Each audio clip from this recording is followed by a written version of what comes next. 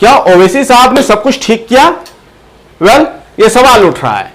सवाल इसलिए उठ रहा है क्योंकि ओवैसी साहब ने जो है वो सीमांचल में अकेले चुनाव लड़ने का ऐलान कर दिया है। आप कहेंगे कि भला क्या अकेले चुनाव लड़ने का प्लान बना लिया है? दरअसल ओवैसी ने जो है, असदुद्दीन ओवैसी एआईएमआईएम के मुखिया, उन्होंने जो है वो बाकायदा लालू प्रसाद यादव को लेटर लिखा था और कहा था कि भाई बिहार में जो हमें गठबंधन में शामिल कर लीजिए ताकि मुस्लिम वोट जो वो छिटके नहीं और महागठबंधन के साथ जो वो मिल करके जो है वो सत्ता में आ सके।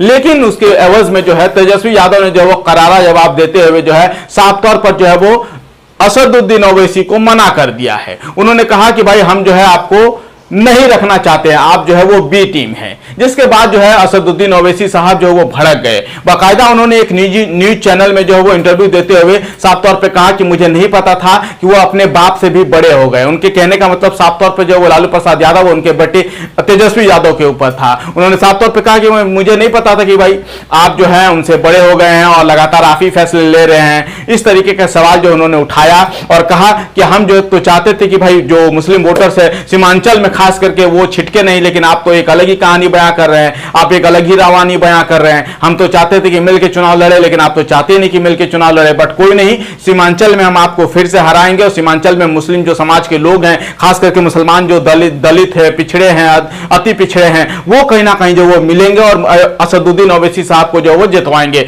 वैसे हमारा सवाल आपसे है कि आपका क्या मानना है? क्या वाकई में असदुद्दीन ओवैसी साहब को गठबंधन में शामिल होना चाहिए या नहीं होना चाहिए? आप हमें कमेंट करके बताइएगा जरूर, हम आपके कमेंट का इंतजार करेंगे। लेकिन बड़ा सवाल है कि क्या वाकई में तेजस्वी यादव को भी इस तरीके से जवाब देना चाहिए ऐसे मोमेंट में जब आप एक टीम इकट्ठा कर रहे हैं, जब आप टीम बड़ा कर रहे हैं, जब आप टीम को अपनी मजबूत कर रहे हैं, जब आप इसमें अखिलेश यादव साथ नजर आ रहे हैं, जब आप पूरा महागठबंधन एक साथ नजर आ रहा है, राहुल गांधी इसमें साथ नजर आ रहे हैं, कांग्रेस की पूरी टीम नजर आ रही है, फिर आप जो है एआईएमआईएम के मुखिया असदुद्दीन ओवैसी को आप क्यों नहीं लाना चाह रहे? क्या अभी भी आप ये समझ रहे हैं कि असदुद्दीन ओवैसी जो है वो बी टीम है? क्या आप भी ऐसा समझ रहे हैं? हम आपसे ये सवाल पूछ रहे हैं, आप हमें कमेंट करके बताइए कि आपका क्या मानना है, आप हमें बताइएगा जरूर।